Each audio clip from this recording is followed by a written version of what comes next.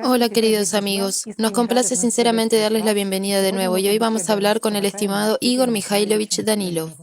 Saludos. Igor Mikhailovich, hubo un punto llamativo, memorable y notable en la transmisión anterior cuando usted dijo que toda nuestra vida consiste en momentos de aquí y ahora, como eslabones de una única cadena, y en cada aquí y ahora es extremadamente importante permanecer en el amor de Dios y no romper esta cadena, porque esta misma cadena en realidad frena a ese demonio, frena al diablo que está dentro de nosotros, que manipula a un ser humano como personalidad y distorsiona las verdaderas aspiraciones de la personalidad. Nuestro agradecimiento especial a usted, por supuesto, por hablarnos de Bodhidharma, porque desde que nos habló por primera vez de las legendarias competiciones de Bodhidharma, recibimos a menudo preguntas de la gente. ¿Cuál es el significado? ¿Cuál es el verdadero significado de esas competiciones? ¿Para qué sirvió todo eso? ¿Por qué se introdujo y se dio todo? Estamos muy agradecidos y es muy valioso que hayamos aprendido no solo sobre el verdadero significado de estas competiciones, sino también sobre la propia enseñanza de Bodhidharma y sobre los dos caminos gracias a los cuales un gran número de personas lograron salvarse y ganar la vida eterna en un corto periodo de tiempo. Por supuesto, es una lástima que el conocimiento se esté perdiendo. También en ese caso se quemaron muchos registros y se distorsionó una gran cantidad de información, hasta el punto de que hoy en día la gente incluso discute y hace preguntas. ¿Existió Bodhidharma en la realidad o se trata de un personaje de folclore y todas las historias sobre él son leyendas? No puedo decir que todas las historias sobre él sean ciertas, pero en cuanto a si realmente existió, por supuesto que sí, al igual que Jesucristo. Sin embargo, hoy en día mucha gente también discute si existió Jesucristo. Del mismo modo, se debate mucho sobre Bodhidharma. Si existió, en qué año murió y muchas otras cosas. Y su enseñanza es muy discutida. Al fin y al cabo, al día de hoy, ese mismo budismo Chan, que fue introducido precisamente por Bodhidharma, está muy dividido. Yo diría que dista mucho de la enseñanza que él trajo. Bien, si nuestros amigos me lo permiten, responderé a esta pregunta de forma asociativa. Quiero decir, con respecto a su enseñanza. Bodhidharma trajo aquí el budismo puro, el mismo que Gautama había dado. La única diferencia, como dijimos, fue que Bodhidharma describió dos caminos en lugar de tres. Yo lo compararía asociativamente. Digamos que Bodhidharma trajo aquí dos chihuahuas y dijo, gente, cuiden de esta raza, manténganla pura. Pero la gente es gente, se relajaron. Otros se interesaron. Y si cruzamos un chihuahua con este perro o con aquel otro, alguien no se ocupó en absoluto de esos chihuahuas, así que andaban sueltos por ahí. Y hoy, en lugar de chihuahuas de raza, tenemos, por ejemplo, un alabay y un bull terrier. Lo único que los relaciona con los chihuahuas es que son perros. Ya veo. Bueno, algo así. ¿Por qué se inició tal oleada contra Bodhidharma? También podemos responder de forma sencilla. Incluso en aquellos días, durante su vida, su enseñanza se convirtió en un obstáculo para la corriente principal del budismo. Su enseñanza no encajaba en absoluto en el marco principal de ese mismo budismo. Era notablemente diferente. Difería por el hecho de que la enseñanza que trajo Bodhidharma daba a la gente la oportunidad de alcanzar la iluminación, el verdadero despertar, incluso de convertirse en bodhisattva durante su vida, en lugar de sumirlos en la ilusión. Esto es cierto. Además, su enseñanza dio tanto un camino fácil para los laicos que podían obtener la vida, como un camino que permitía a una persona convertirse en bodhisattva durante su vida, es decir, lograr un éxito muy serio. Y yo diría, significativo durante su vida. Esto es serio. Mientras que la corriente principal del budismo se ha adentrado hace tiempo en el misticismo y la simplicidad de comprensión. Después de todo, eliminaron de él todo el significado que Gautama le había dado y solo dejaron un camino fácil. Todo cambió al estado de paz que una persona debe alcanzar tras la muerte, incluso cayendo en el misticismo. Es la creación de un claro o la creación de una subpersonalidad activa. Esto es realmente así. De ahí surgieron numerosos debates, hasta el punto de que empezaron a borrar a Bodhidharma. ¿Existió en absoluto? Para ser sincero, no entiendo cómo puede haber debates sobre Bodhidharma si hasta hoy se han conservado registros sobre lo que exactamente él habló. Además, los registros fueron hechos por aquellas personas con las que habló. Esto es realmente así. Y estos registros, sí, han sido restaurados porque los originales se quemaron junto con el monasterio Shaolin. Ya hemos hablado de esto, pero sin embargo, se han conservado. Además de los registros, también se han conservado las diferencias entre el budismo Chan y el budismo dominante. Por supuesto, y es como con los chihuahuas, pero sin embargo, las diferencias existen. En general, hay que entender que todo el camino espiritual que una persona adquiere a través del budismo es polifacético, tan polifacético como el propio budismo. Yo diría que el budismo actual es una especie de culto religioso más místico, si es que se le puede llamar así. ¿Por qué? Porque, sí, una parte del budismo puede atribuirse a la religión, mientras que otra parte, perdónenme, está ya lejos de ser una religión. Se trata de métodos prácticos, yo diría, fundamentales, bien desarrollados, de cómo una persona puede alcanzar ciertos estados o capacidades a los que aspira. Esto es realmente así. Tomemos el lado místico del budismo. Parecería, bueno, de nuevo, el lado místico. Pero, ¿qué es el misticismo, amigos? Abordemos este lado con honestidad. Muchos dirán, el misticismo es algo que no percibimos. No lo percibimos porque no sabemos cómo, pero hay personas que sí lo perciben. Después de todo, esto es cierto. Sí, sí. Empecemos con cosas sencillas. Por ejemplo, en la corriente principal del budismo, hay ramas en las que se practica el logro de la paz.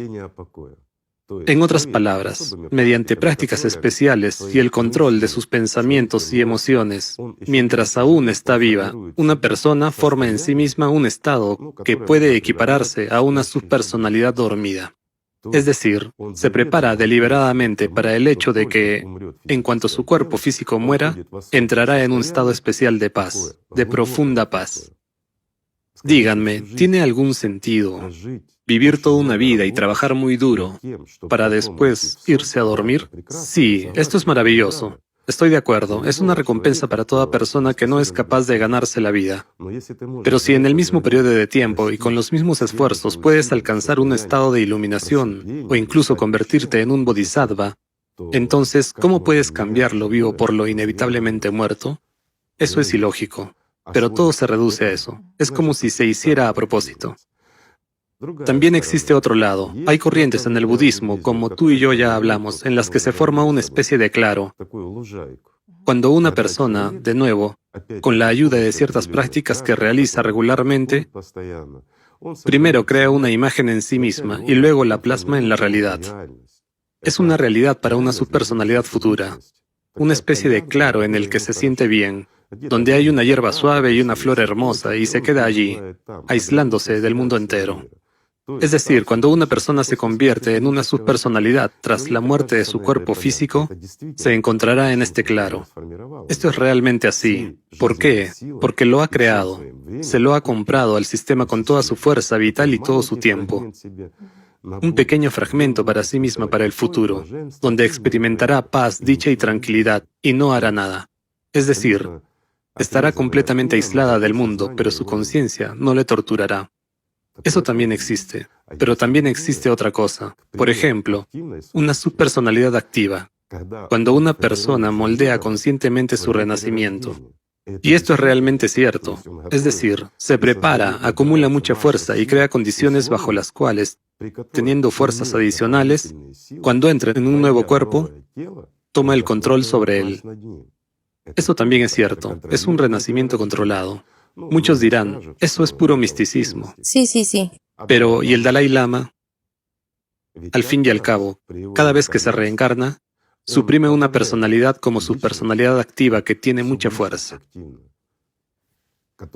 ¿Y por qué tiene mucha fuerza? Porque muchas personas, millones en todo el mundo, comparten su fuerza vital o bril con él a través de su atención. Y tiene fuerza más que suficiente después de la muerte para capturar, o más bien arrebatar la vida de otra persona y existir él mismo. Luego, gradualmente, a medida que crece, expulsa por completo o duerme a la personalidad dominante, la que nació. enviándola al estado de su personalidad, y él mismo se convierte en una subpersonalidad dominante. En otras palabras, vive una vida plena. Se da cuenta de quién es.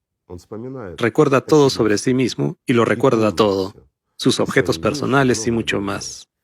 Es un hecho, es la verdad, y está confirmada. ¿Cómo se puede explicar? De nuevo, ¿qué es el misticismo desde un punto de vista científico? Al fin y al cabo, nuestra ciencia no tolera el misticismo, ¿verdad? Si algo está más allá de sus conocimientos, enseguida dicen, bueno, es misticismo. Es acientífico. Ni siquiera merece la pena estudiarlo. Es acientífico. Pero lo diré así, todo científico, verdadero científico, está obligado a estudiar todo lo que puede conducir a un resultado.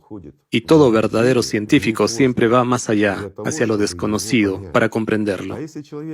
Pero si una persona que se autodenomina científico se limita solo a los hechos generalmente visibles y confirmados, entonces no es un científico. Es un estadístico o un contador que solo lleva a cabo el proceso de observación y cálculo. Después de todo, eso es cierto. Es decir, no piensa, no indaga y no busca lo que está más allá de la cognición de otras personas. ¿Puede aportar alguna innovación, conocimiento o cualquier otra cosa a este mundo? Por supuesto, no puede. Un ejemplo sencillo. Hoy en día tenemos smartphones. Los utilizamos, nos conectamos a través de Internet, vemos películas en ellos. Imagínense que hace 300 o 400 años le hubiera enseñado este smartphone a alguien, especialmente a los clérigos, que las personas paseaban en él. ¿Qué dirían? En primer lugar, dirían que es magia y que las almas de las personas están atrapadas ahí. ¿Qué pasaría con usted? ¿Le ovacionarían por su descubrimiento? Miren, aquí está un smartphone, ¿sí? O le quemarían en la hoguera. Así que, amigos, esa es la respuesta a lo que realmente es el misticismo, la magia o como quieran llamarlo.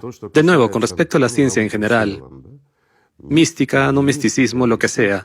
Recordemos el año 1899. El jefe de la Oficina de Patentes estadounidense hizo una declaración que la oficina de patentes debía cerrarse. ¿Por qué? Porque según él, todo lo que se podía inventar ya lo habían inventado entonces. Así es nuestra comunidad científica, amigos.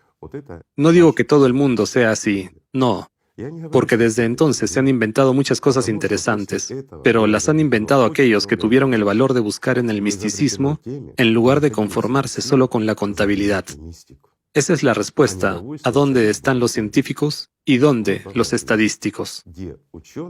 Basándome en ello, diré lo siguiente. Un verdadero científico nunca ignorará los hechos, por muy místicos que parezcan.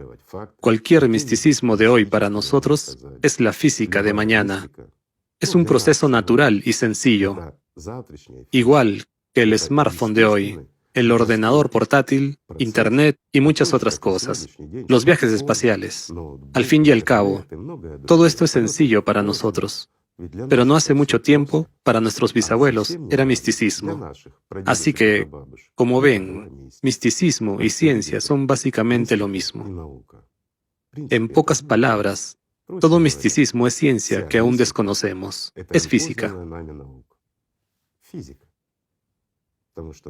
Porque todos los fundamentos de todo misticismo se remontan a la física del proceso. Y cuanto más conocemos ese misticismo, más podemos conseguir en este mundo. Al fin y al cabo, esto es cierto. Por eso, la ANENERVE fue financiada por personas inteligentes. Por eso la gente ha hecho muchos descubrimientos. Y si Dios quiere, si no somos estúpidos, en el futuro descubriremos mucho más de lo que hemos descubierto hasta ahora. Si tenemos suficiente inteligencia y aspiración como seres humanos, ante todo, a vivir. Tomemos algo basado en el budismo. Una persona común no lo consideraría ciencia. Ciertamente, puede clasificarse como magia. Además, una magia típica. Un ejemplo sencillo. El renacimiento controlado. ¿Es posible? Bueno, acabamos de mencionar que el Dalai Lama lo ha estado utilizando durante más de una generación. Sin embargo, por otro lado, en su época, la ANENERVE comenzó a estudiar este proceso. Después de todo, se trata de un proceso que se utilizaba en el mismo budismo hace mucho tiempo. Y luego el ANENERVE comenzó a estudiarlo con un propósito específico. Creo que ahora vamos a hablar de esto. Ahora imaginemos, bueno, muchos dirán, la Anenerve es una orden mística y cosas por el estilo. Sí, la Alemania nazi. Pero la palabra clave aquí es Alemania, es decir, alemanes. Mientras que los alemanes se caracterizan por su pragmatismo, racionalidad y reflexión. Son las personas más inteligentes. Y esto es realmente cierto. Fijémonos al menos en el siguiente dato. ¿Cuántos premios Nobel han dado a Alemania? ¿Cuántas obras colosales a escala mundial en música, ciencia, literatura y muchos otros campos? ¿Cuántas cosas útiles y necesarias para toda la humanidad ha dado Alemania? Es decir, los alemanes. Decir que en aquella época eran místicos o estúpidos, bueno, es un insulto. En aquella época eran las personas más inteligentes. Es cierto. E imagínense, Alemania se está preparando para la guerra, pero al mismo tiempo está financiando un instituto como el Anenerve. Y gasta. Generosamente. Sí, gasta mucho en ello. El Anenerve parece ser un instituto místico. Es básicamente una acción estúpida, ¿verdad? ¿Pero es realmente estúpida? ¿Qué vemos? A finales del año 1939, la Anenerve comenzó a realizar experimentos sobre el renacimiento controlado. Después de todo, estos hechos existen porque se han conservado archivos, y los hechos son muy evidentes y reales. ¿Qué estaba ocurriendo? Así que una persona que ha sido entrenada según el sistema del budismo, una determinada escuela del mismo, está preparada para abandonar su vida conscientemente. No destruye su cuerpo físicamente, sino que lo abandona por orden. Es decir, es una persona que controla las funciones de su cuerpo y su conciencia hasta tal punto que puede apagar su vida de forma controlada y hacer la transición. Se prepara para ella el llamado recipiente. Es decir, para entonces, una mujer da a luz a un niño y en el 8º día, desde el momento en que se corta el cordón umbilical, todo se calcula allí muy minuciosamente. Así que esta persona que no está lejos de este nuevo o, como se dice, vacío recipiente, para ese momento, para el 8º día, deja esta vida y llena ese recipiente. Bueno, allí hay sus leyes. No ahondemos en ello porque esto distraería a nuestros amigos y les llevaría en la dirección equivocada. Pero de hecho, en 1943 y 1944, los nazis ya comprendían y sabían claramente que este proceso era absolutamente real. Y en poco tiempo, estos métodos de renacimiento controlado fueron dominados por aquellos que pertenecían al círculo de los máximos dirigentes nazis. Por eso, en el juicio, se reían cuando se les anunciaron las sentencias de muerte. Misticismo, como podría parecer. Sí, esas personas estaban psicológicamente preparadas para la transición y demás. Pero tengo una pregunta sencilla. Si nos fijamos, ¿por qué para los años 70 y durante los años 70 las mismas cuentas financieras anónimas empezaron a ser utilizadas por alguien? Las cuentas creadas precisamente por los nazis en su época. Antes de este momento, nadie las utilizó después de la guerra. Son los depósitos bancarios creados precisamente por los altos mandos del Reich. Y hemos visto que exactamente en el momento en que esas cuentas empezaron a utilizarse, es más, a utilizarse activamente, el mundo empezó a cambiar. Después de todo, recuerden, miren o lean, ¿cómo era el mundo antes de 1970? ¿Qué era lo que prevalecía? Antes de los 70, en este mundo reinaban los ánimos pacifistas. Había paz, aspiración a lo humano, al amor y a la alegría, mientras que después de los 70, todo cambió radicalmente. Y lo más interesante es que precisamente en esa época apareció la teoría de los 1.000 millones de oro. Sí, sí, sí. Debido a las perturbaciones medioambientales, surgió la idea de reducir toda la población a 1.000 millones, o incluso menos. Además, exactamente en esa época empezaron a hablar de que comenzaron problemas con el clima y empezaron a luchar contra estos problemas climáticos que, al día de hoy, no han cambiado en absoluto, sino que solo han aumentado gracias a sus esfuerzos, entre comillas, por supuesto. Hoy en día, cualquier persona sensata puede ver lo que le está pasando al clima. Una pregunta sencilla: si hablamos de clima, ¿sabían los nazis sobre la ciclicidad? La respuesta es, claro que lo sabían. Y escribieron abiertamente sobre ello en la Ahnenerbe. Investigaron muy bien este tema y sabían que el mundo es cíclico, incluso en lo que se refiere al clima. Además, conocían muy bien las obras de muchos budistas autorizados, incluida la obra de Bodhidharma. Después de todo, ya en el año 535, uno de sus discípulos más cercanos, que, por cierto, más tarde se convirtió en el segundo abad del budismo Chan, después del propio Bodhidharma, describió su conversación con Bodhidharma. El nombre de este hombre, sin embargo, no suena decente en nuestro idioma, por lo que no lo pronunciaremos. Quien quiera lo encontrará, porque especialmente con mi pronunciación no suena del todo decente. Entonces, este discípulo describió que en una de las competiciones estaban hablando con Bodhidharma sobre la dualidad de este mundo. Lo interesante es que Bodhidharma le dijo que el próximo año 36, es decir, en el año 536, Bodhidharma partiría. Y dijo que en 1500 años la humanidad dejaría de existir o cambiaría. Cambiaría hasta tal punto que habría muchas más personas iluminadas que no iluminadas. Es decir, de nuevo, hablaba de la dualidad de este mundo. Y todo esto estaba precisamente vinculado con el ciclo. Lo sabían. Sabían que todo se repite cada 12.000 años. Ya ven lo simple que es todo. Mientras que ahora los científicos discuten si la ciclicidad existe o no. Muchos dicen que el clima no cambia en absoluto. Entonces, ¿con qué están luchando durante un periodo de tiempo tan significativo si el clima no cambia? También es una pregunta interesante, ¿no? Me parece que hay más misticismo precisamente en la lucha contra los problemas medioambientales y el clima por parte de nuestros científicos modernos. Hay mucho más misticismo allí que incluso en el budismo. Aunque, de nuevo, el budismo indicaba claramente y en general, empezando por Gautama y terminando con Bodhidharma y muchas otras personas iluminadas, hablaban de la dualidad del mundo.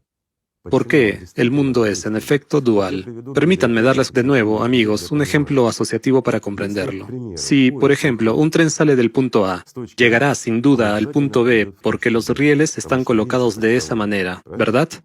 ¿Qué podemos hacer en este viaje, nosotros como pasajeros o como maquinistas de este tren? Lo único que podemos hacer es frenarlo o acelerarlo, pero llegaremos definitivamente al punto B. Si el tren va según lo previsto, tiene que estar en el punto B a una hora fija. ¿No es así? Así es. Lo mismo le ocurre a toda la humanidad cuando estamos absolutamente controlados. En otras palabras, cuando no hemos conseguido la libertad y no hemos cambiado nada en nuestras vidas, sino que, al igual que un rebaño de ovejas, somos conducidos por un pastor. Él sale del campo y conduce a las ovejas al corral. Sabe a qué hora las conducirá allí y puede describir de antemano lo que va a suceder en 1 o 2 días, especialmente si sabe qué oveja va a sacrificar o hacer alguna otra cosa. En otras palabras, es un proceso predecible. Y ahora imaginemos que tomamos este tren, le ponemos neumáticos y le damos el control. ¿Qué ocurrirá? El tren puede ir a donde el maquinista quiera o los pasajeros exijan. El proceso se vuelve incontrolable y el punto B desaparece. Y entonces tenemos la oportunidad de construir un mundo en el que, como dijo Bodhidharma, la mayoría de la gente se convertirá en iluminada. Fíjense qué bueno es eso. En general, ya saben, lo que concierne a nuestra vida, ya que estamos hablando por medio de asociaciones, yo lo compararía con un trampolín. Imaginen, una montaña alta desde la que aceleramos y saltamos en un trampolín. Si aceleramos lo suficiente, podemos entrar en órbita, como un satélite, y quedarnos para siempre en estado de caída. En otras palabras, nunca caeremos en la Tierra, sino que giraremos en órbita para siempre. Sin embargo, si empezamos a ir más despacio, nos distraemos a cada paso o a cada centímetro en la aproximación a este trampolín.